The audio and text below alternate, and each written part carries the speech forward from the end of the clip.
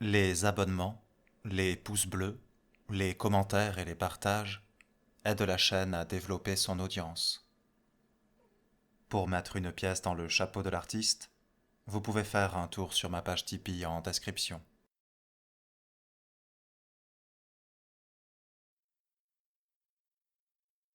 C'est à partir de Trougnaïa qu'ils montèrent à la surface. Il s'avéra qu'on pouvait y entrer et en sortir. Cerise sur le gâteau, l'accès en était possible sans papier.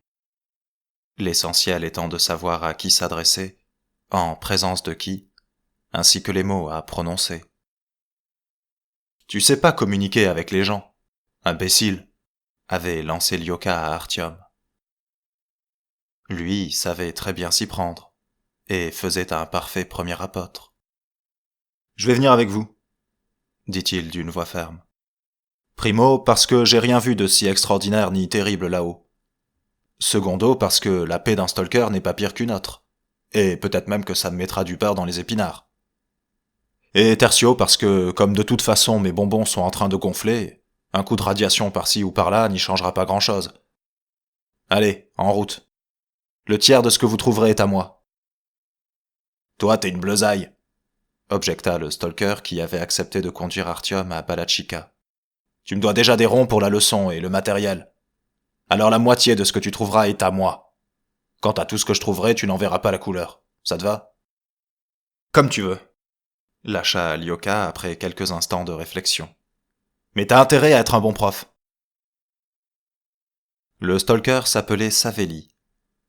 Ses rides n'étaient pas dessinées comme chez Monsieur Tout-le-Monde, mais au hasard.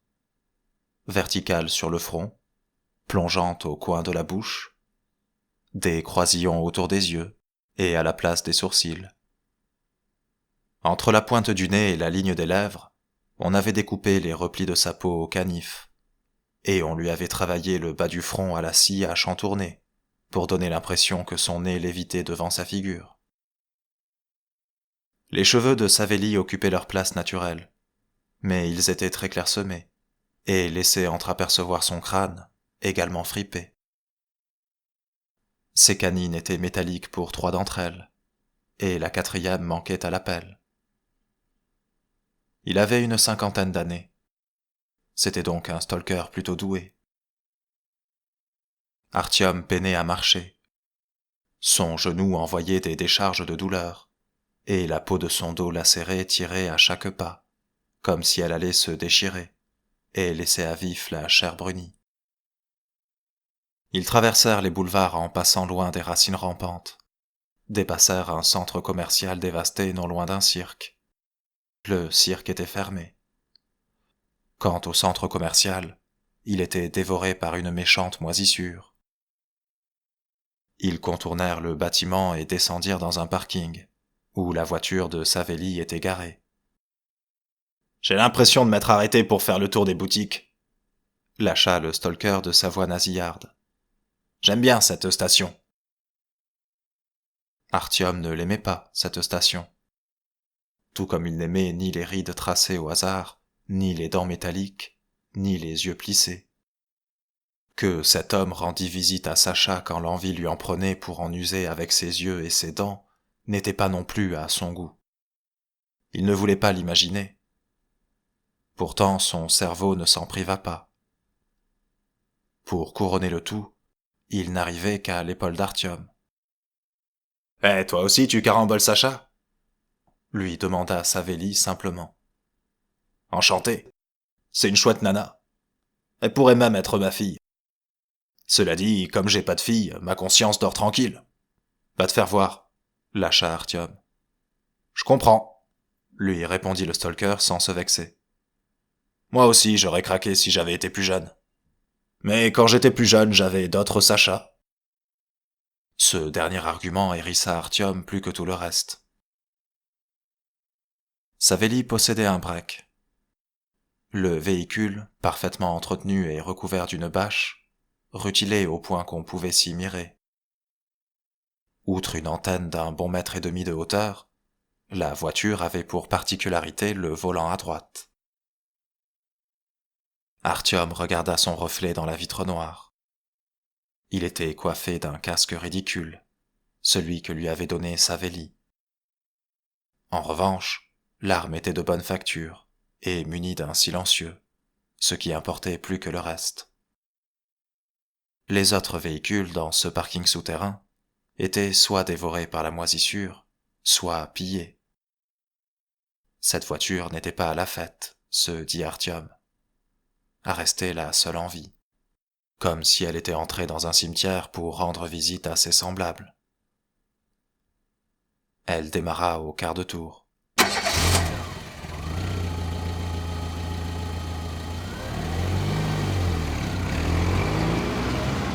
Une japonaise, Expliqua le stalker non sans fierté. à chaque fois que je monte, je lui rends une petite visite. De nos jours, il y a plus grand monde qui maîtrise la conduite à droite, bien sûr. Mais je m'inquiète quand même. Ils quittèrent la crypte automobile et rejoignirent Sodovoï Koltso. Tu veux aller à Balachika, c'est bien ça? C'est bien ça. Et une fois sur place? Parce que c'est pas tout petit là-bas. Ça fait la taille d'une ville, pour ainsi dire. Une fois sur place, on trouvera. Ah, t'es marrant, toi. Ils prirent à droite. Impossible de rouler vite. Le sentier entre les épaves rouillées était étroit et sinueux. Plus d'une fois, ils s'engagèrent dans des voies qui s'achevaient en cul-de-sac, et plus d'une fois, ils rebroussèrent chemin. Les voitures accidentées encombraient également les trottoirs. Quand les gens avaient voulu quitter Moscou, ils avaient roulé dessus. Ils avaient roulé sur des piétons aussi. Mais avaient-ils vraiment où aller? Et qu'est-ce qu'il y a là-bas? Il s'était mis en route de bon matin pour profiter du jour et de sa clarté obscure.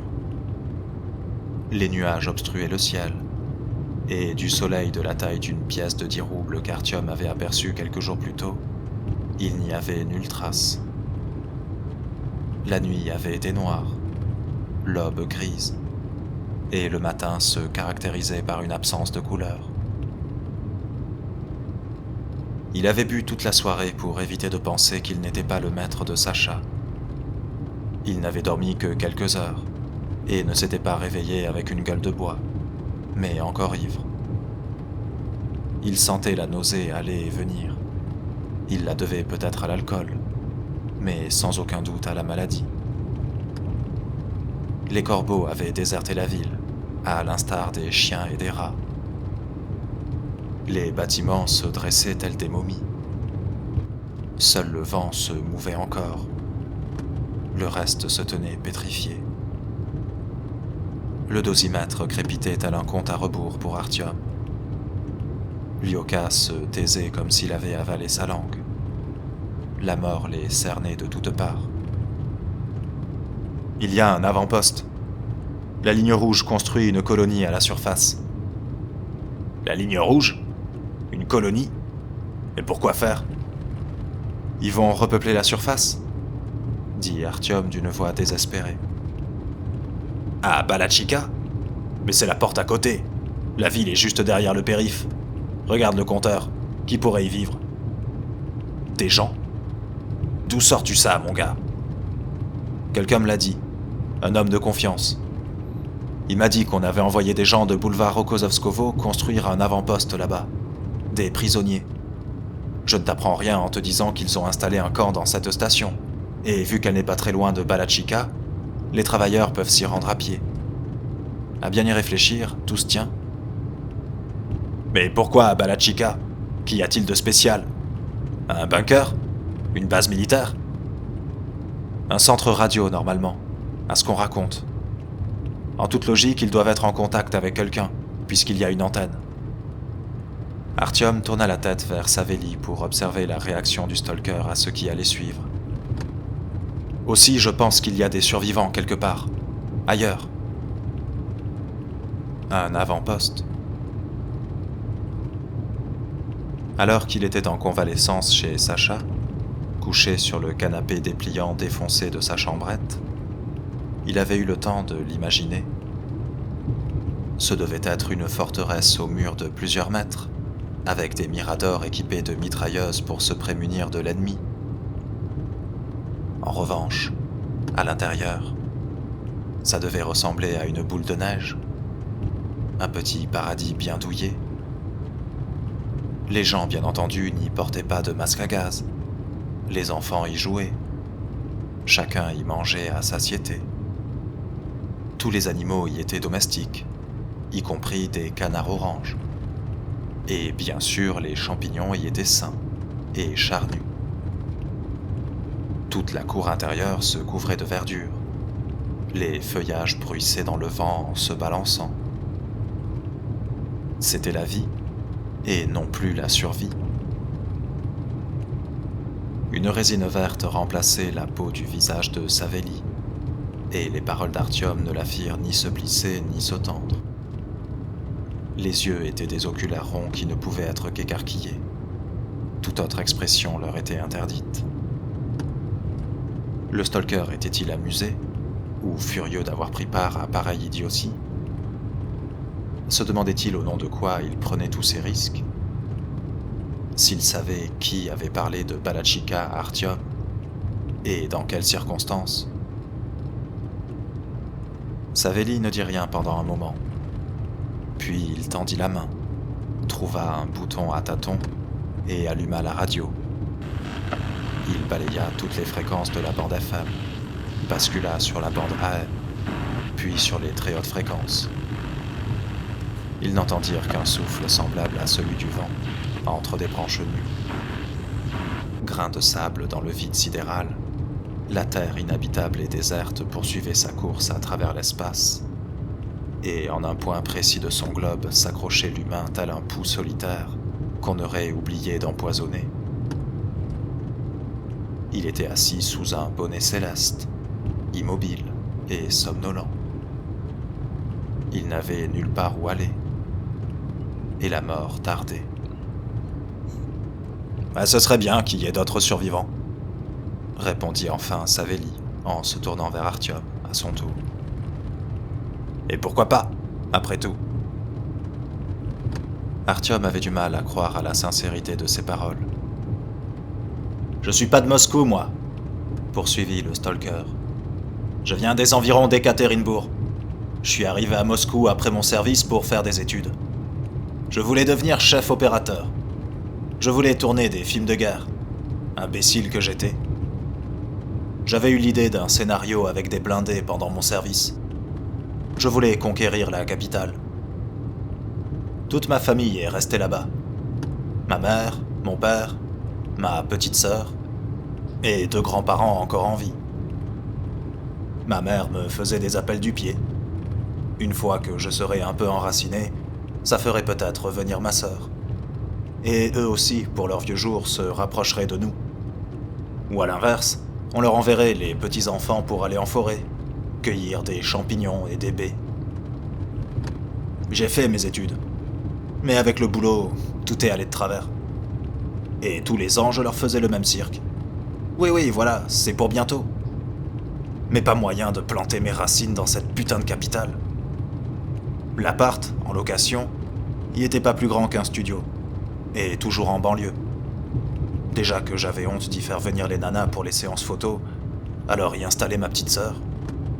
Et puis, avec ma petite sœur, où faire les séances photos? Un jour, je suis tombé amoureux, mais j'avais pas de blé pour me marier. Il m'en manquait toujours, et pour tout. Pour le boulot, pour le métro, pour la voiture. Je me suis forcé à faire des économies, jusqu'au jour où le rouble s'est effondré. Bref, une vie pourrie. Enfin, c'est ce que je pensais à l'époque. Aujourd'hui, je raisonne autrement. Est-ce que tu as écouté les ondes un jour? Demanda Artyom. Un jour, ouais. Elles étaient muettes. Mais je te dirais que j'en ai rien à carrer des ondes. C'est pour ça que ma voiture est entretenue et prête à partir. Parce que je me dis, et si j'envoyais tout au diable? Et si je sortais du métro un de ces 4 matins pour m'installer au volant, lancer un disque des Prodigy et m'enfuir à l'est de votre satané Moscou tant que je peux rouler? J'ai marchandé de l'essence avec des chimistes. J'ai fait des salaisons de champignons. Tout est dans le coffre. Et tout est bien isolé pour que les bocaux ne se cassent pas sur la mitrailleuse. Tout est prêt. Voilà 3 ans que tout est prêt. Et pourquoi tu ne pars pas? Parce que l'homme est lâche et anxieux. Prendre une décision est facile. C'est franchir le pas qui coûte. Je comprends. Mais une nuit sur deux, je vois notre petite maison. Le potager, le puits, les framboises qui poussent. Mon père qui répand le lisier et qui m'appelle pour que je l'aide, et moi qui lui dis non. Il y a ma mère qui m'appelle elle aussi pour me donner du lait de chèvre. Ça aussi tu comprends? Moi je comprends. Lâcha Lyoka d'une voix ensommeillée depuis la banquette arrière. Je comprends pas tout, hein. Mais il y a des trucs que je saisis. Tout ça pour dire que je n'ai rien contre le fait qu'ils soient tous en vie. Ne serait-ce que quelqu'un. Et même si c'était le vieux bonhomme qui vivait en face de chez nous, et qui me tirait les oreilles parce que je prenais ses poules pour cible avec ma fronde. Ils doublèrent la gare de Leningrad, celle de Kazan, puis celle de Koursk. De chacune, des rails rouillés filaient vers le néant. Artyom les avait visités du temps où il servait sous les ordres de Melnik. Il était descendu sur les voies, avait regardé les rails se rejoindre en un fil minuscule, et s'était demandé ce qu'il y avait là-bas, à l'autre bout du monde. Le chemin de fer était une curieuse invention. Il ressemblait en tout point au métro, hormis la présence des murs. J'ai entendu dire, fit-il, qu'il existe un tunnel qui part du métro 2 et file jusqu'à l'Oural, jusqu'aux bunkers gouvernementaux. C'est là-bas que seraient réunis tous nos dirigeants. Ils y bouffent des boîtes de conserve en attendant que la radioactivité retombe. Ils se bouffent les uns les autres, le corrigea Savelli. Tu connais pas ces gens. Tu n'as jamais eu l'occasion de regarder la télévision. Ceux-là, Artyom ne les connaissait pas, mais il en connaissait d'autres. L'enveloppe qui ne fut jamais ouverte lui revint en mémoire. Elle devait toujours se trouver dans une poche frontale de l'uniforme de Dietmar, brodé de plomb. Melnik et Felixovitch, qui l'avaient eu au téléphone, n'avaient finalement pas réussi à arrêter la guerre. Felixovitch, dit Artyom, soudain dégrisé. Alexei Felixovitch. Bessolov? Dors un peu, lui conseilla Savelli. Ton pote roupille à l'arrière. Fais comme lui. À l'allure où on va, on n'est pas rendu à Balachika. Artyom fut incapable de s'endormir. La concentration lui fit tourner la tête. « Arrête-toi » demanda-t-il à Savelli. « J'ai envie de vomir. »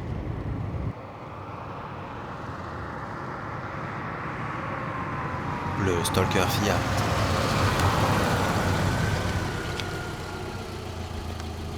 Artyom sortit de la voiture.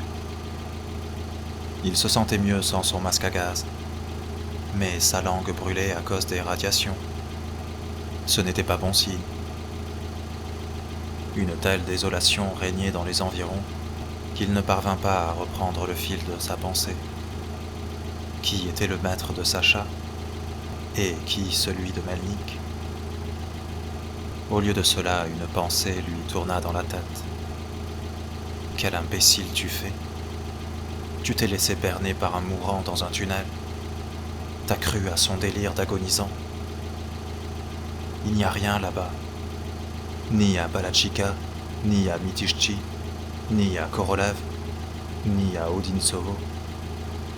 Il n'y a jamais rien eu. T'es irradié ou t'as la gueule de bois? Demanda Savelli. Allez, on repart, lâcha Artyom en claquant la portière. Ils quittèrent Sadovoï Koltso pour suivre les berges d'une rivière visqueuse, dont s'élevaient lentement de lourdes volutes de vapeur jaune. Ils dépassèrent des maisons vides et une singulière petite église rouge, aux croix ternies, coincée entre deux bâtiments trapus. La main monta vers le cou, trouva à tâtons le talisman à travers la combinaison, et le caressa sans demander la permission à la raison, ni à l'intellect. Ils débouchèrent sur une voie large et étroite, très large et très droite, comme la ligne rouge. Ni courbe, ni ligne brisée. 3 voies dans un sens, 3 voies dans l'autre, ainsi que des rails de tramway. Tout était bondé dans une seule direction, vers l'est, pour fuir la cité empoisonnée. Le carambolage s'étirait à perte de vue. Les veines de Moscou étaient bouchées. Chaussée Entusiastov, lut Artyom sur une plaque bleue. Les voitures s'étaient transformées en boîtes de conserve. Toute l'essence en avait été siphonnée depuis longtemps. Mais on n'avait pas jugé bon d'en sortir les cadavres. Que pouvait-on en faire ? Les véhicules étaient si près les uns des autres qu'il était impossible d'ouvrir les portières. Leurs propriétaires avaient poussé au plus loin vers l'est. Ils étaient noirs, desséchés, rongés jusqu'à l'os. Certains avaient la tête posée sur le volant, d'autres s'étaient allongés sur la banquette arrière, d'autres encore berçaient un enfant. Heureusement qu'ils n'étaient pas morts de faim, mais des radiations, ou peut-être par suffocation à cause des gaz. Leur trépas avait été rapide, et ils n'avaient pas eu le temps de comprendre vraiment ce qui leur arrivait. Là où 8 files de voitures pouvaient circuler de front, il s'en était entassé 12. En comptant un véhicule tous les 4 mètres, et 3 personnes en moyenne par véhicule, encore que certains étaient bondés. Combien de gens cela représentait-il ? Quelle était la longueur de cette chaussée ? Où conduisait-elle ? Quelle était sa destination ? Le dosimètre crépita de manière hystérique. Savelli trépignait nerveusement sur son siège recouvert d'une fourrure blanche, qu'on avait placée là pour améliorer le confort, ou servir de réhausseur. Il devait se frayer un chemin sur le bas-côté, où la place suffisait à peine. « Alors, toujours enthousiaste ?» demanda-t-il à Artyom. « Balatchika, hein ?» « Lâche et anxieux, » répondit Artyom. Il cessa d'étudier les passagers pressés des tout-terrains et des berlines figées. Il ferma les yeux. Le goût de fer persistait dans la bouche. Il roulait vers nulle part. Tout le monde avait raison contre lui. Il avait bien perdu les pédales. Combien de temps lui avait donné Sacha ? 3 semaines ? Le médecin avait posé le même diagnostic. Il avait frappé sa condamnation de son sceau médical. Le sceau médical était tout ce qu'il avait d'ailleurs, parce que de médicaments, il n'en avait pas. Que faire pendant ces 3 semaines ? Comment les employer ? Retourner voir tout le monde et demander pardon ? À Anna, pour n'avoir pas voulu vivre une vie simple à ses côtés, et pour n'avoir pas pu lui donner d'enfant. À Melnik, pour avoir fait tourner la tête à sa fille unique. À Sukhoi, pour n'avoir jamais réussi à l'appeler père, pas plus à l'âge de 26 ans qu'à 6 ans, et lui dire en guise d'adieu « Dis pas, tu pourrais me filer un peu d'argent ?» Si ses jambes acceptaient encore de le porter un peu, il pourrait se mettre en quête de Hunter, partager un dernier verre avec lui, lui dire « J'ai échoué, tout comme toi. J'ai perdu tous mes cheveux, mais à part ça, je ne te ressemble en rien. Après moi, les gens vont continuer à croupir dans le métro, à bouffer des verres, à errer dans les ténèbres, à raconter des cracks, à vendre de la merde de porc et à se faire la guerre jusqu'au dernier souffle. Je n'ouvrirai pas la porte de leur prison. Je ne les libérerai pas. Je ne leur apprendrai pas à s'acclimater à la lumière du soleil. Puis il prendrait les cartouches que Sukhoi lui aurait données, irait à Tsvetnoï, les remettrait toutes à Sacha. Il la prendrait doucement dans ses bras, se serrerait contre elle, front contre front, nez contre nez, et se contenterait pour tout cet argent de rester allongé, à la regarder dans les yeux. Puis, quand il partirait, il demanderait à Omer de la faire sortir du lupanar. C'était un bon plan. Il eut soudain l'impression que la japonaise avait accéléré. « Regarde ça !» Artyom rouvrit les yeux. Un sentier dégagé courait devant eux. Les voitures en avaient été chassées et repoussées dans d'autres files, comme si un bulldozer titanesque les avait balayées sur le côté de sa lame frontale. Le chemin asphalté filait vers l'horizon, au milieu d'une mer de rouille. « Et voilà ! Qui aurait pu faire ça, d'après toi ?» Son cœur battit la chamade. Son corps se couvrit de sueur dans la combinaison étanche. L'émotion fit remonter un jet acide dans sa bouche, mais il s'efforça de le ravaler. Il ne voulait pas s'arrêter ni perdre une seconde. On avait trouvé du matériel, on l'avait ramené, puis on avait travaillé à la surface, dans le plus grand secret, pour dégager cet embouteillage immuable. On avait besoin d'une route vers l'est, vers Balachika. Personne, à part les rouges, ne pouvait réaliser un coup pareil dans le plus grand secret. L'homme dans le tunnel n'avait donc pas menti. Il fallait désormais arriver au plus vite jusqu'à l'horizon, le déchirer comme un ruban de ligne d'arrivée, et on serait à l'avant-poste, là où des gens avaient trouvé le moyen de vivre à la surface. Tout cela n'avait pas été vain. Il n'était pas fou, pas plus qu'il n'était un imbécile ni un doux rêveur. « Accélère !» demanda-t-il à Savelli. Lyoka dormait à poing fermé. La radio ronronnait. Le vent s'écrasait contre le pare-brise. Savelli roulait si vite que la route sembla se rétrécir, mais ralentir n'était pas à l'ordre du jour. Artyom avait l'impression que, sous le masque de résine, le stalker souriait de toutes ses dents. Les maisons disparurent pour laisser place à de surprenants bosquets d'arbres, dont les troncs s'élevaient de part et d'autre de la route plus étroite.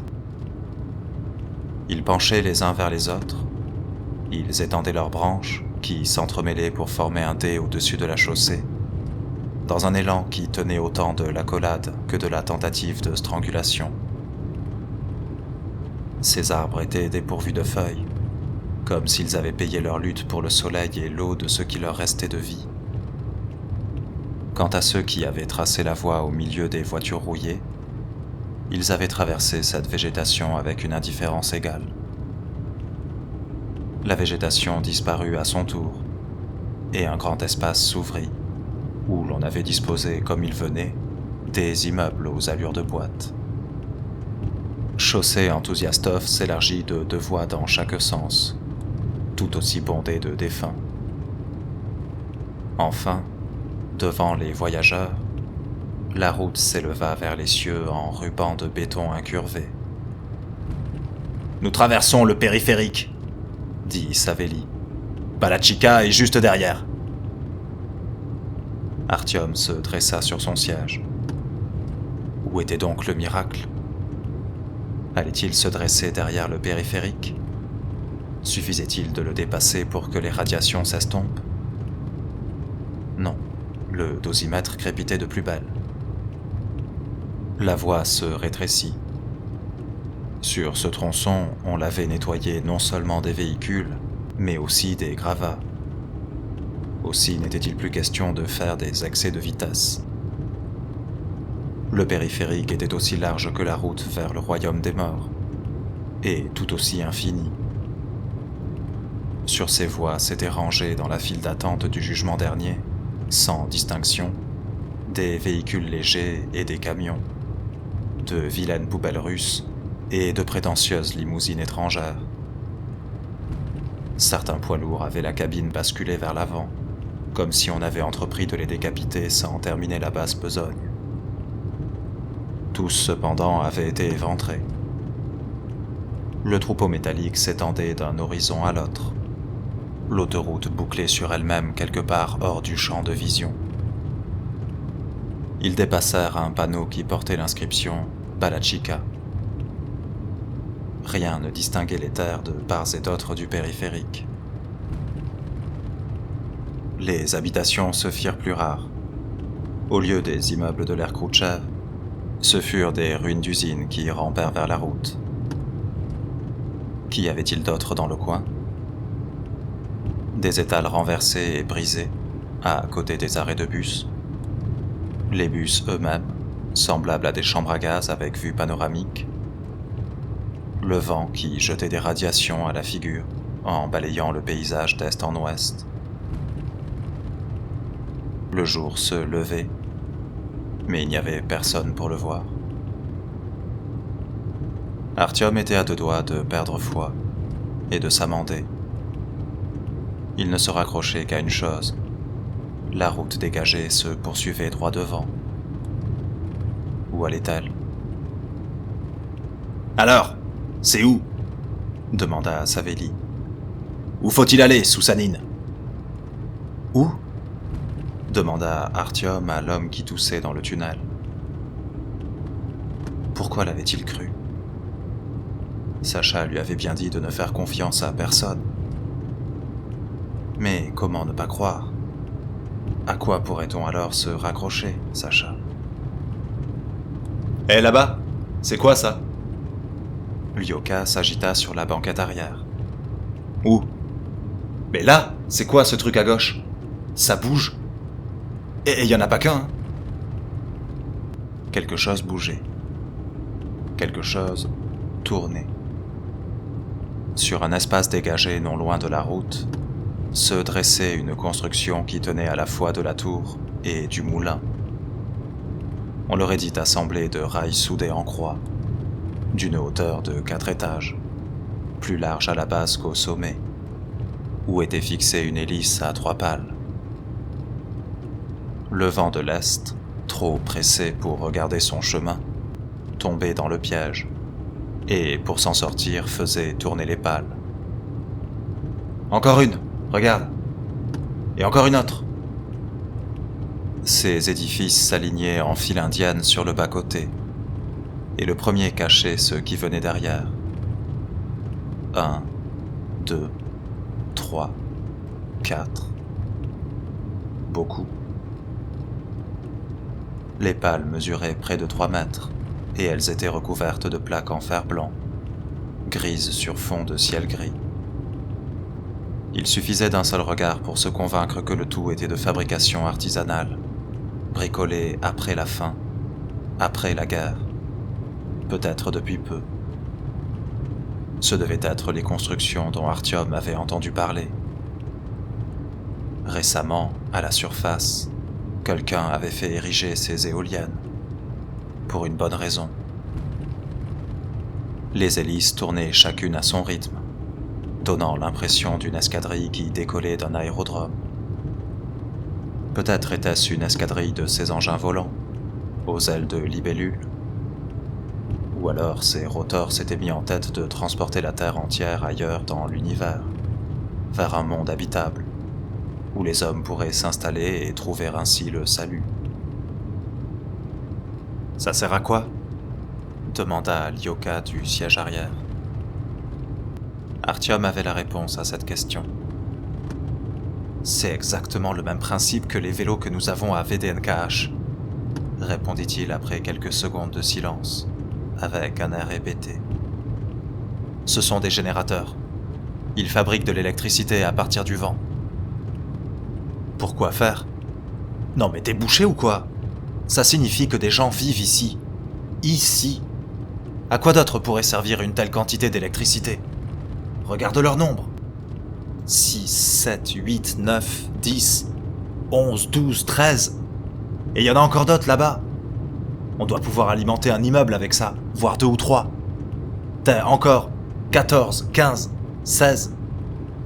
Imagine un peu, quelqu'un a érigé ces éoliennes, à la surface. Quel est le niveau des radiations ? Le même, dit Savelli. Qu'elles aillent se faire foutre alors. Ça veut dire qu'ils ont trouvé un moyen de s'adapter.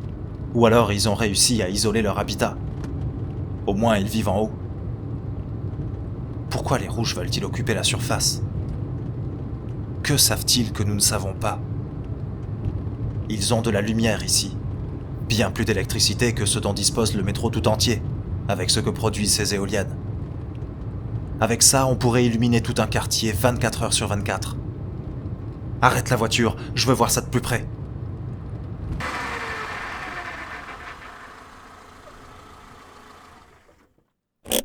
Savelli gara la japonaise sur le bas-côté.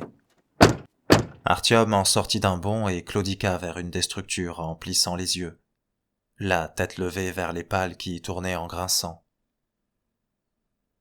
Il ne s'était pas trompé. Tous ces engins parfaitement entretenus fabriquaient du courant. Pas un seul n'était immobile. Savelli le rejoignit, l'arme au poing. Il étudia le moulin à électricité et regarda tout autour d'eux en tendant l'oreille. « Et où y sont tes gens alors ?» demanda-t-il à Artyom. « Où il est ? Ton quartier est peuplé de Pékins vivants, qui tirent du courant pour cuire de la cacha et éclairer les chiottes. »« Je sais pas. Ils se cachent. Cette route est passante, ils n'ont aucun intérêt à s'y montrer. »« Tu veux dire qu'ils nous surveillent en ce moment même ? » Ça se pourrait. Savelli raffermit sa prise sur son fusil mitrailleur, l'épaula et tourna sur lui-même. J'en suis pas si sûr. C'est comme à Moscou, Artyom. Il n'y a pas âme qui vive. Quelqu'un a quand même pris soin de déblayer la route et de construire ces éoliennes. Il y a là-dedans du boulot d'ouvrier, d'électricien et d'ingénieur. Mais il y a personne dans le coin, t'es aveugle ou quoi ? Ils ont dû construire ça et s'en sont retournés dans le métro. La menace d'être irradié n'a pas disparu. Leur expérience a foiré. Ils reprirent la route en roulant au pas, toute fenêtre ouverte, pour ne rater ni rien ni personne. Mais il n'y avait personne à rater. Des arbres nus tendaient vers les cieux leurs doigts crochus, dans une supplique silencieuse. Derrière saillaient des pylônes brisés de lignes à haute tension aux câbles arrachés. Impossible à voir de loin, car masqués par des immeubles en ruine. Le vent se prenait dans les hélices qui ne grinçaient pas de conserve, créant un brouhaha ininterrompu. Enfin, ils virent devant eux les dernières éoliennes. De l'avant-poste, il n'y avait nulle trace. Bon, faisons demi-tour alors. Savelli obtempéra. Pendant qu'il manœuvrait, Artyom fut incapable de rester les bras croisés, et sortit de la voiture. Il marcha en scrutant les alentours et en tendant l'oreille. « Où êtes-vous, les gens ? Je sais que vous êtes là, je le sais. Allez, sortez de vos trous. N'ayez pas peur, je suis des vôtres. » Et peu lui aurait importé que ce fussent des rouges ou d'autres, pourvu qu'il vît quelqu'un. Les couleurs souterraines avaient-elles cours à la surface ? Le soleil devait sûrement les faire passer, non ? Un chien apparut sur le bord de la route. Il renifla et aboya paresseusement. Artyom claudiqua vers lui. Ce n'était pas un chien de garde. De race indéterminée, il ne portait pas de collier. Son pelage sale était blanchâtre, avec des trous. « Qu'est-ce qu'il y a ?» lui demanda Savelli en le rejoignant. « Tu vois ça ? Oui, un chien. Il a pas peur de nous. Il a pas peur des hommes. Regarde comme il est gras. Il est bien portant, à part qu'il perd des poils. Il est domestique, tu comprends ? Il y a une bourgade pas loin, quelque part derrière les arbres. Ce chien est dressé, il y vit comme les nôtres à VDNKH. Regarde comme il est bien nourri. » Ils avancèrent encore en direction de l'animal. Si Artyom avait rencontré des chiens à Moscou, il aurait aussitôt mis le chef de meute en joue et l'aurait abattu. C'était le seul moyen de survivre. Mais ici, les animaux étaient différents. Ils ne grognaient pas, n'avançaient pas en éventail pour acculer leur proie. Ils se contentaient de plisser amicalement les yeux et d'aboyer. Les radiations les mutilaient légèrement. Un chien avait 5 pattes, un autre une deuxième tête atrophiée et aveugle, accolée à la première, sans pour autant les rendre agressifs. Ils devaient être repus. Mais d'où sont-ils sortis? Ah, là-bas, regarde. Il y a un sentier derrière les arbres. C'est là qu'ils sont. Savelli coupa le moteur et retira les clés. Lyoka sortit de la voiture à son tour. Par-dessus son masque à gaz, il portait des lunettes de soleil à monture rose, en forme de cœur, pour se protéger les yeux. Savelli les lui avait prêtés. Les chiens reniflèrent les hommes. Savelli les gratifia d'un coup de crosse, et ils s'éloignèrent paresseusement de quelques pas. Ils ne pouvaient pas courir plus vite à cause de leur estomac proéminent. Trop nourris. Artyom leva ses bras désarmés, et marcha à la tête de leur petite troupe. « Hé, les gens, ne tirez pas! Nous ne faisons que passer sur la route. » L'entendait-on? Rien de moins sûr. Les éoliennes grinçaient bruyamment, et la voix d'Artyom se noyait dans leur vacarme. « Est-ce qu'il y a quelqu'un? N'ayez pas peur, nous ne vous voulons aucun mal. » Il avait du mal à respirer. Les filtres ne laissaient pas passer autant d'air qu'il en avait besoin. Les oculaires se couvraient de buée. Cependant, il ne voulait plus s'exposer aux radiations. Chaque inspiration sans protection, c'était autant d'espérance de vie en moins. Et il avait encore beaucoup à faire pour comprendre ce qu'il y avait en ces lieux, afin d'apporter la consolation et l'espoir aux habitants du métro, comme à lui-même. Savelli et Lyoka le suivaient de près. Les chiens leur emboîtèrent le pas au petit trot, puis les doublèrent et leur indiquèrent le chemin. Derrière les arbres nus, ni maison, ni hangar, ni palissade. Il y avait quelque chose pourtant, de couleur ocre, à une 50aine de pas de la route. Ils débouchèrent dans une clairière. Les chiens, battant de la queue d'un air coupable et coulant des regards dans les yeux de leur hôte, coururent vers son centre et s'y volatilisèrent. Artyom s'approcha en pensant y trouver des huttes partiellement enterrées. C'était un trou immense creusé par un excavateur. Pas exactement un trou en réalité. Plutôt une fosse commune. Le monticule ocre qu'on apercevait à travers les arbres n'était pas une hutte, mais la glaise et le sable qu'on avait extraits et entassés plus loin. Des gens diversement vêtus gisaient dans cette fosse. Tous des hommes. Pour le reste, il aurait été difficile de les identifier. Les chiens en avaient fait leur festin. Combien étaient-ils? Beaucoup. Artyom en compta une 20aine à la surface, mais ils devaient être aussi nombreux à former la couche suivante, et celle d'après, et ainsi jusqu'au tréfonds de ce gouffre. Les chiens y étaient nombreux, mais tous avaient assez de pitance pour faire montre d'une telle placidité. Ils étaient redescendus dans leur garde-manger pour ronger quelques os. C'était de cette occupation qu'Artyom les avait distraits par ses cris. « Les voilà, tes bâtisseurs », dit Savelli derrière son dos. « Les ouvriers, les électriciens, les ingénieurs. Aucun ne manque à l'appel. Une fois le travail accompli, chacun mérite le repos. » Artyom se tourna vers lui. « Pourquoi faire ça ?»« Comment ça, pourquoi ?» intervient Lyoka. « Et dans le Reich, c'était pourquoi? Je te reconnais plus. Tu croyais qu'ici ce serait différent ?» Artyom saisit le masque à gaz par la trompe et l'arracha.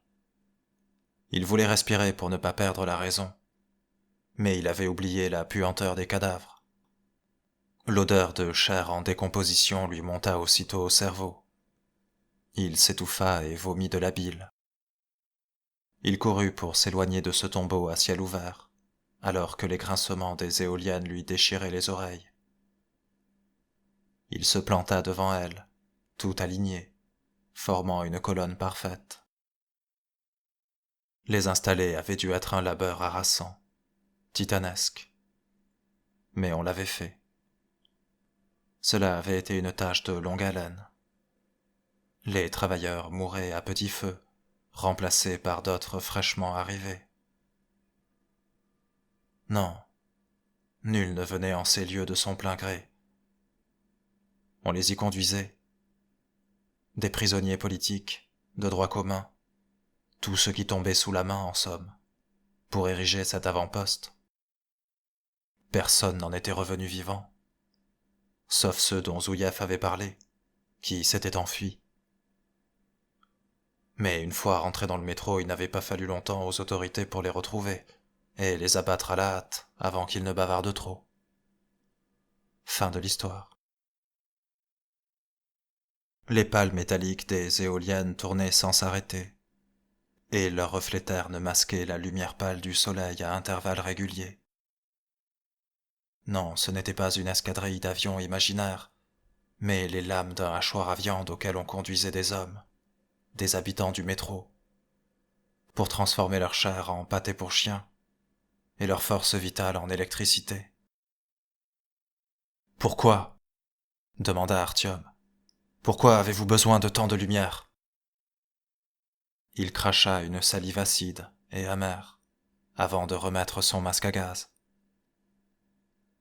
À cet instant, un vrombissement s'éleva derrière les arbres.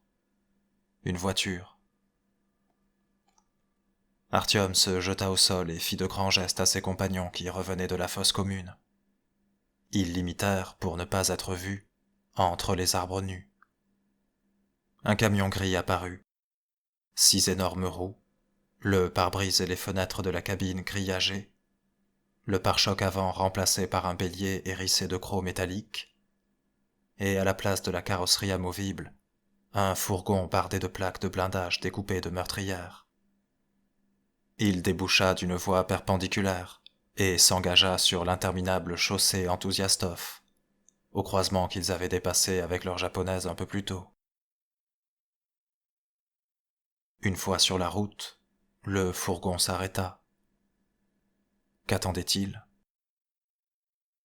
Artyom cessa de respirer. Les avait-on entendus ? Les cherchait-on ?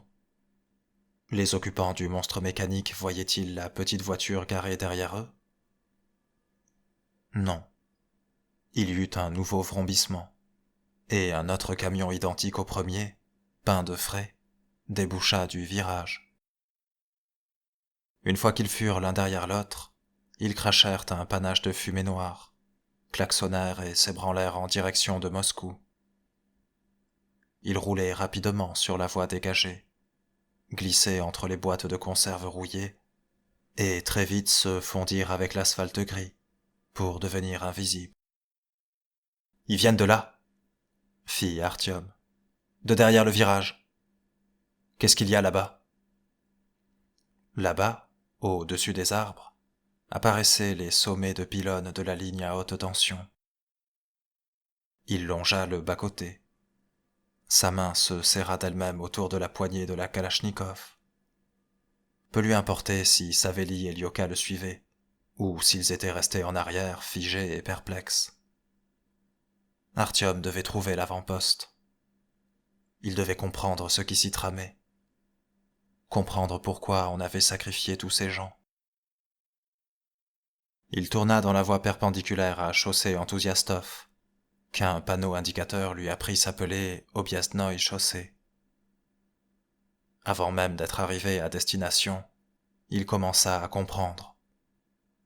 Ce n'étaient pas des lignes à haute tension, c'étaient d'immenses antennes radio. Il y en avait 1, 2, 3. 10. Il ne put les compter toutes. Voilà donc où se trouvait le centre radio. Il accéléra mi-claudiquant, mi-sautillant, dans la direction des antennes qui rampaient désormais vers lui, en quittant l'abri des arbres derrière lesquels elles se dissimulaient. Elles prenaient les cieux d'assaut de leurs tronçons et traverses métalliques ajourées. L'antenne filaire que déroulait Artyom sur les toits des gratte-ciel paraissait bien dérisoire à côté de celle-ci, qui devait porter jusqu'au bout du monde. Si elle ne parvenait pas à capter les signaux de Polyarny et Zori, alors aucun matériel n'en était capable. « Attends !» lui lâcha à l'oreille Savelli après l'avoir saisi par le bras. « Où est-ce qu'on va comme ça ? L'entrée principale ? Le point de contrôle des véhicules ? » « On s'en tape !» répondit Artyom. « On se fait la principale. C'est le centre radio, tu comprends ? Ce sont des antennes. Voilà le pourquoi de toutes ces éoliennes. Elles ne sont pas construites à côté d'une bourgade. Elles sont là pour alimenter les antennes. Tous ces gens sont morts pour que la radio fonctionne, tu comprends ? Et qu'est-ce que ça veut dire ? Ça veut dire qu'on a réussi à établir une liaison. Peut-être avec ton Oural, ou avec le mont Yamantaou. En tout cas, les rouges discutent avec quelqu'un, tu comprends ? Sinon, pourquoi tant de militaires ? Tu fais comme tu l'entends. Moi, il me reste grosso modo 3 semaines à vivre. Il faut que je sache. Il dégagea son bras et se remit en chemin. « Attends, abruti !» chuchota rageusement Savelli. « Où est-ce qu'on va comme ça ? On se les prend à nous trois ? Au moins, asseyons-nous et mettons au point un plan. Bah, assieds-toi si tu veux. Moi, je pars en éclaireur. » Il claudiqua à l'abri des arbres et vit la palissade en béton qui entourait les antennes. Il ne lui restait qu'à passer de l'autre côté. Par l'entrée principale ? Il valait sans doute mieux ne pas s'y frotter. Artyom trouva un endroit où les arbres poussaient près de l'enceinte, et en escalada un avec difficulté. Le mur en béton était coiffé de barbelés, mais il avait appris à ne plus redouter ce type d'obstacle. Il toucha le fil du canon de sa Kalachnikov pour vérifier qu'il n'était pas sous tension. S'y agrippa, déchira ses manches, se coupa la jambe, mais ne le remarqua pas aussitôt. Passa de l'autre côté du mur et se laissa tomber, le genou valide en avant. Si on le voyait, il serait mort dans quelques secondes. Néanmoins, son point d'atterrissage se révéla judicieux, car on ne le vit pas. L'air était envahi de buissons, encombré de constructions en briques et de détritus divers. Un excavateur dormait dans un coin, recroquevillé sur lui-même. Ce devait être celui dont on s'était servi pour creuser la fosse commune. Un berger allemand surpris bondit dans sa direction en aboyant, et Artyom le cueillit d'une balle silencieuse dans la gueule. L'animal émit un bruit liquide et s'effondra. Il rampa le long d'un bâtiment, le poste de garde à côté du portail. Il risqua un bref coup d'œil par une fenêtre à l'arrière. Occupé, par des hommes tous vêtus de combinaisons de protection. Impossible de dire si c'étaient des rouges, ou s'ils étaient d'une autre couleur. Il fit le tour, frappa à la porte, on lui ouvrit, et il arrosa le poste de plomb. On veillerait plus tard à savoir si c'était justifié ou non. Le tri se ferait dans moins de 3 semaines. Sur une table, à l'intérieur, il y avait un poste de télévision allumé qui montrait des images du portail et des murs d'enceinte. Les images défilaient à l'envers. On avait manqué son saut, décidé de rembobiner pour voir ce qu'il en était. Mais le temps avait manqué. Cela voulait dire que Dieu l'avait protégé. Notre Père qui était aux cieux, c'était un connaisseur. L'Ancien Testament ne parlait que de ça, après tout. De guerre et d'opérations spéciales. Il trouva le bouton marqué « Portail », appuya dessus et ressortit du poste de garde. Ce ne fut qu'à cet instant qu'il reçut la balle qu'il cherchait depuis qu'il avait pénétré l'enceinte du centre radio. Dans l'épaule.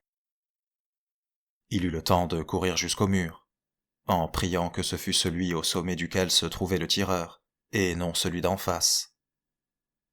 Il s'aplatit. Il brandit la kalachnikov de son bras valide, et tira une rafale au jugé. Il avait mal choisi son mur. Une balle ricocha non loin de sa tête. Un éclat de brique heurta l'oculaire. Le verre se fendit. Il courut vers le mur devant lui, fit un faux pas. Une vague de douleur partit du genou et lui vrilla la jambe. Il perdit l'équilibre et échut. Une rafale courut dans sa direction, en soulevant des tourbillons de poussière. Elle n'était plus qu'à quelques pas de son ventre, quand un staccato retentit, du côté du portail. Du coin de l'œil, il vit Lyoka, qui venait d'attirer le feu sur lui. Merci. Artyom se releva en glissant dans la poussière, au moment où 3 hommes sortaient en courant du bâtiment principal. Tous les 3 étaient engoncés dans des combinaisons de protection, qu'ils avaient mis du temps à enfiler de toute évidence. Lyoka avait plongé derrière un muret qu'on arrosait abondamment du toit, sans lui laisser la possibilité de quitter son abri. Quant aux 3 retardataires, ils avaient repéré Artyom encore à 4 pattes. Il lui manquait quelques pas pour disparaître de leur champ de vision. Il aurait sans doute fini par terre baigné de rouge, si la voiture japonaise n'avait pas bondi à cet instant par le portail, dans un crissement de pneus, et n'avait pas fauché les 3 militaires éberlués, en les projetant par-dessus son capot. La mitrailleuse changea aussitôt de cible. Lyoka sortit enfin de sa cachette, pour attirer de nouveau le feu sur lui. Artyom eut le temps de se rapprocher des portes du bâtiment, et le stalker de sortir de sa voiture pour se mettre à couvert. Puis Savelli trouva l'homme sur le toit dans son viseur, lui adressa 2 balles silencieuses, et fit taire la mitrailleuse à jamais. L'un des combattants fauchés se releva en titubant, et décocha un coup de crosse dans la mâchoire de Lyoka. Puis il s'affaira sur sa kalachnikov avec des gestes d'homme ivre, pour en finir avec le broker sonné.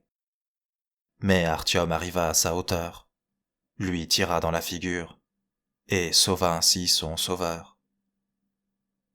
Après quoi il poussa la porte, parcourut les couloirs, où quelqu'un se jeta sur lui, un pistolet à la main. Son doigt se crispa sur la détente sans qu'il eût le temps de prendre conscience de ce qui lui arrivait. Son assaillant bascula en arrière, et tout fut terminé. Terminé. Le calme et le silence tombèrent. Les tirs avaient aussi cessé dehors. Par la fenêtre, Artyom vit Savelli vérifier du bout du pied que personne ne feignait la mort. Le bâtiment se révéla être de taille modeste. Un couloir desservait plusieurs chambres dont les portes étaient ouvertes. Un escalier menait à l'étage, où l'attendait le même tableau. Il y avait là-haut une salle avec des pupitres de commande. Mais Artyom avait abattu le seul homme qui s'y entendait quelques instants plus tôt. Il y avait une flopée de boutons et de potentiomètres à n'en plus finir. Mais toutes les inscriptions, bien que composées de lettres russes, étaient incompréhensibles. Que des sigles. Et plus personne n'était capable de les transposer en une séquence de mots. Artyom s'assit sur une chaise à roulettes et retira son masque à gaz de cyclope. Il caressa les boutons. Alors, lequel d'entre vous va me mettre en relation avec Polyarny et Zori ? Il eut l'impression de comprendre comment changer les fréquences. Il s'empara du casque. À l'intérieur l'attendait le bruit du ressac. Il changea de fréquence. Une salle de quarantaine pour tuberculeux. Un tunnel noir plein d'hommes bêtes, nus, qui toussaient. qui respirait par des trous creusés à la pioche, qui ne voulait aller nulle part, qui ne voulait pas le suivre vers la surface. « Il n'y a nulle part où aller !» disait-il. « Tout est détruit, empoisonné, contaminé. Va donc tout seul là-haut, toi qui as perdu la raison. »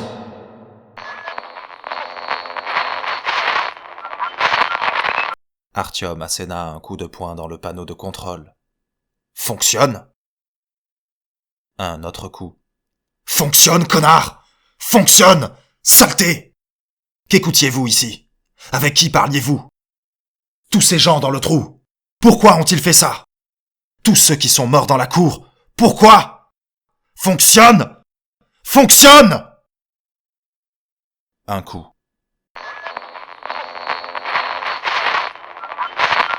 Des antennes gigantesques, tout en état de marche. Il y en avait une dizaine.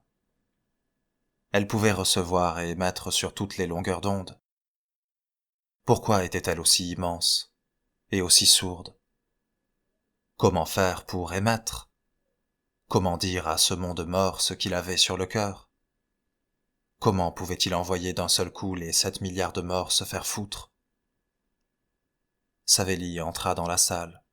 « Alors, comment ça se présente avec ma maman et mon papa ? » ?»« Rien pour le moment. Rien. Est-ce que quelqu'un nous répond au moins ? Ou alors on a fait tout ça pour rien ? Et eux, ils faisaient ça pour rien ? » Savelli ne répondit pas. Il poussa du bout de sa botte le bras de l'opérateur.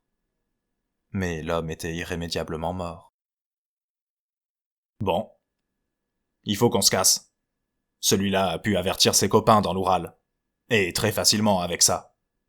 Il risque de revenir en force, et alors on est capoute.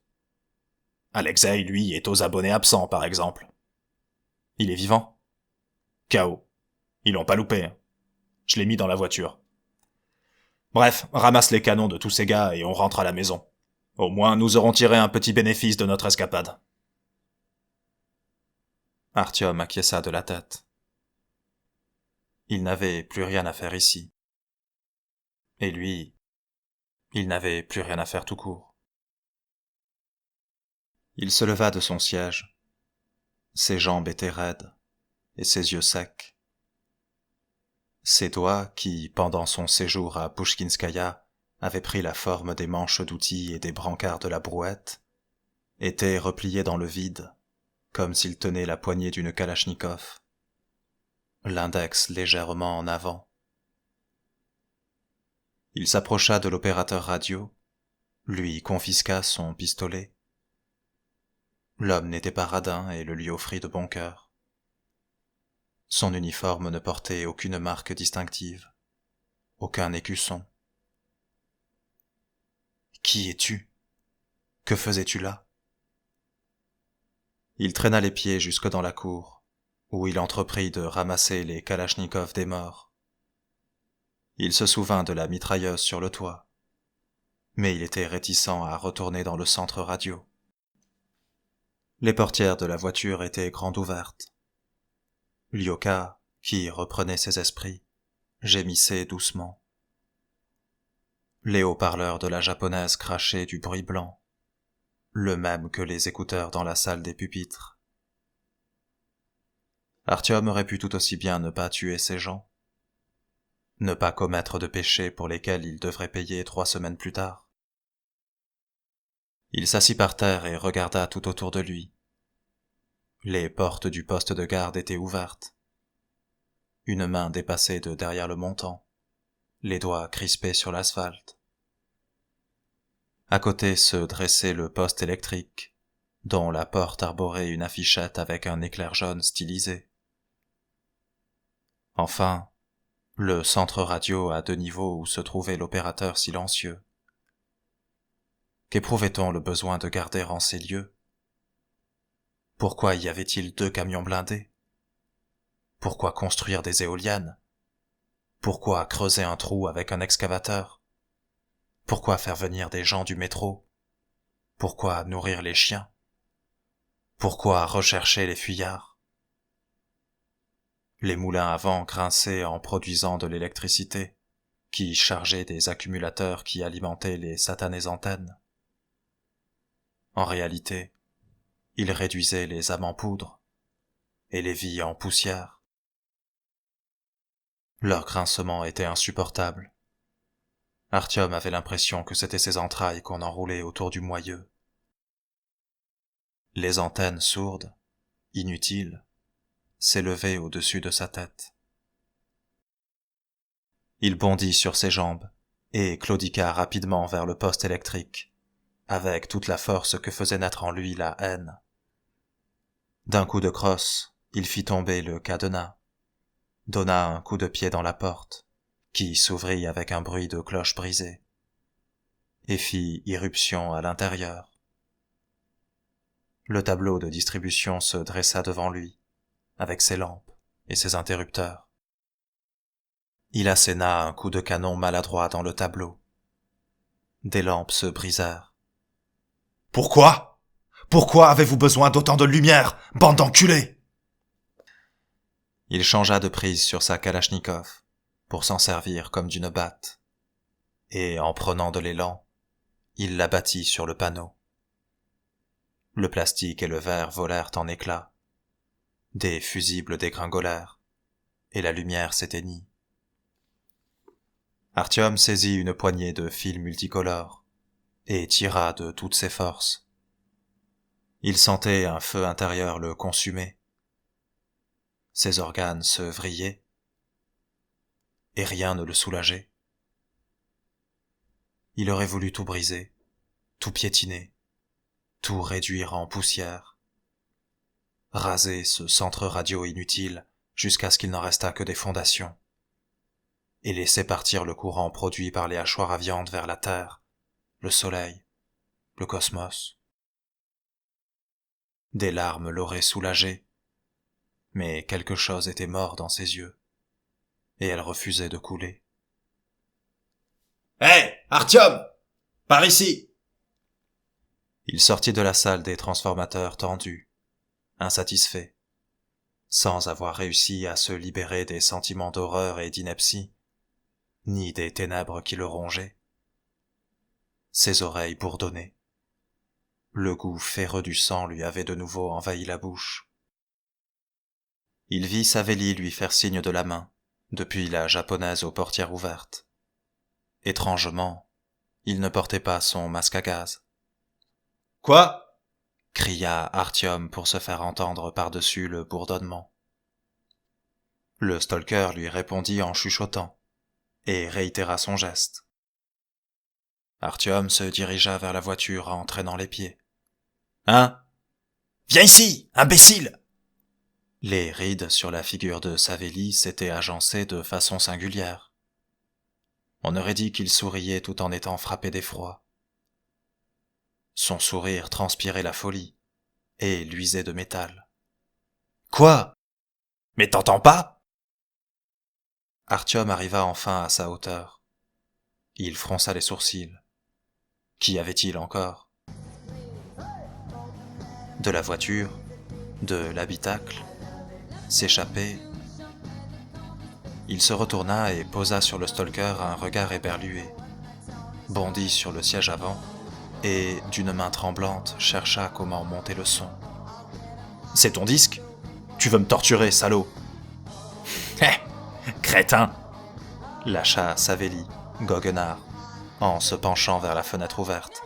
« Tu sais pas faire la différence entre Prodigy et Lady Gaga ?» De la musique s'échappait des haut-parleurs. Elle était faible, imprécise, mélangée à des chuintements, et n'avait aucun point commun avec celle qu'Artyom avait eu l'occasion d'entendre dans le métro. Ce n'était ni de la guitare, ni du piano, ni un des hymnes pompeux célébrant le jour de la victoire. C'étaient des minauderies grotesques, plutôt que de la musique. Mais c'était pétulant, entraînant, vivant. Cette chanson donnait envie de danser. En contrepoint, il entendait des parasites familiers. C'était bien la radio qui jouait, et non un disque.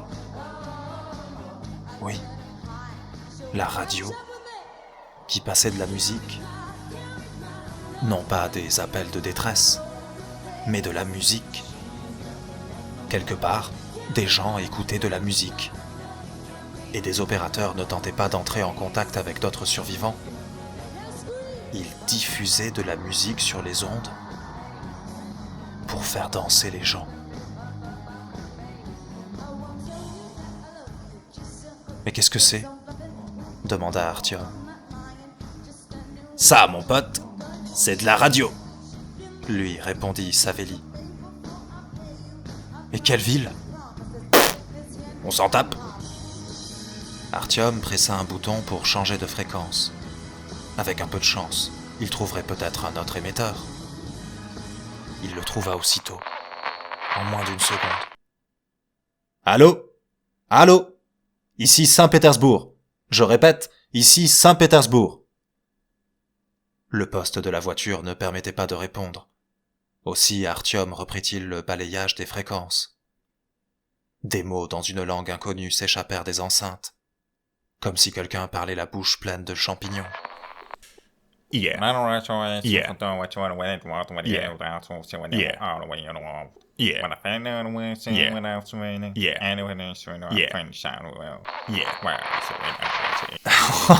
De l'anglais, lança Savélie en donnant un coup de coude à son épaule blessée. C'est de l'anglais, tu comprends ? Même ces fils de chiennes ont survécu. Berlin. Kazan. La réception est bonne ? Moi, je vous reçois parfaitement. Ici, Oufa. Vladivostok, à l'île Myrni. Bienvenue aux habitants de Sverdlovsk et des environs, et à tous ceux qui nous entendent. Artyom, ivre d'ondes et de nouvelles, se laissa tomber en arrière. Il tourna vers le stalker des yeux exorbités. Mais comment c'est possible ? Mais que s'est-il passé ? Comment ? Le choc rendait son élocution difficile. Qu'est-ce que t'as fait ?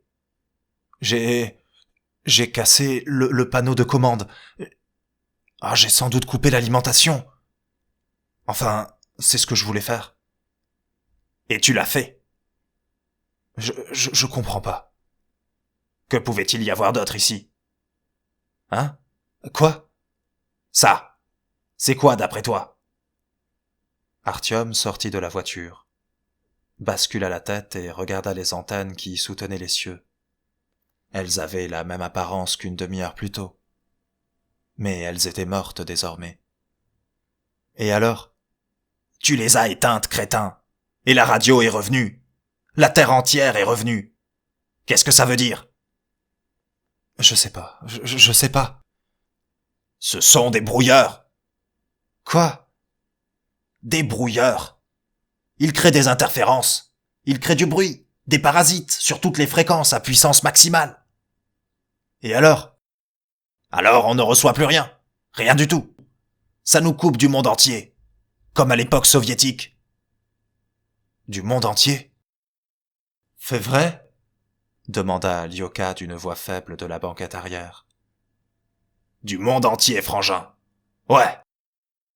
Est-ce qu'au moins t'as compris que le monde entier est vivant ? Nous croyons qu'il est mort à cause de ces trucs. Mais il est bien là. Tu as compris ?